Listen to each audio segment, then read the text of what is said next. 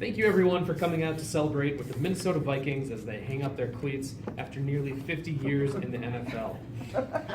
We've heard some harsh jokes tonight at the expense of this beloved team, and I hope everyone is having fun. Let's welcome up our next roaster, Andy Buboltz.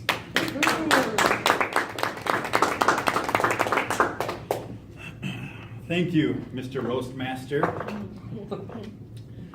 Sorry, first of all, that I'm late to the banquet tonight. It was actually nothing too serious, but I was in a minor car accident, which reminds me, do you know what the Minnesota Vikings have in common with a wrecked car? Neither of them have a title.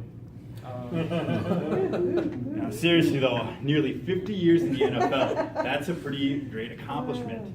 I'm surprised that we made it this long, but it's a feat nonetheless. Now, the Vikings have been a great team to watch. They've had some absolute legends come out of their squad. From legendary Hall of Famer quarterback Fran Tarkenton to head coach and Hall of Famer Bud Grant, they've had some absolute legends. They've had some recent fun players to watch, like wide receiver Randy Moss, and watching Adrian Peterson run up and down the field all over every team has been amazing.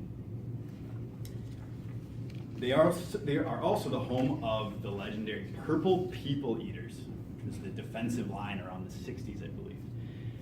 Did you know that the Vikings jerseys weren't actually originally purple when the team started? When they were founded in 1960, they were more of a fleshy or a pink salmon color.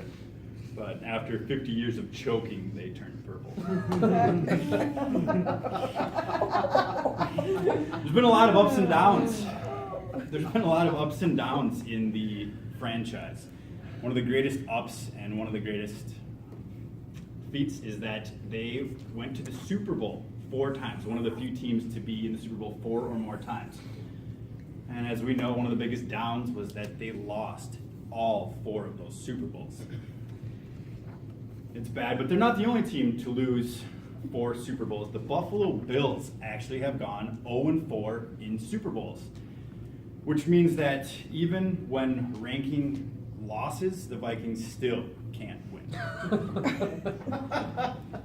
I saw a couple people didn't laugh at that one. Maybe you didn't get it. You know what that joke had in common with one of Teddy Bridgewater's passes? Went right over your head. The Vikings are going to wrap up their career in the NFC North alongside rivals the Green Bay Packers, the Detroit Lions, and the Chicago Bears. The Vikings represent those teams all very well. They start their season strong, a great team like the Green Bay Packers, and they usually finish it off on a downside pretty weak like the Detroit Lions. Much like the Chicago Bears, no one really cares about them. Speaking of those strong starts, the Vikings had an amazing year last year. They started 5-0. It was a hot start. It was an impressive team, but unfortunately, they weren't able to make the playoffs after all of that. They took a lot of flack for it.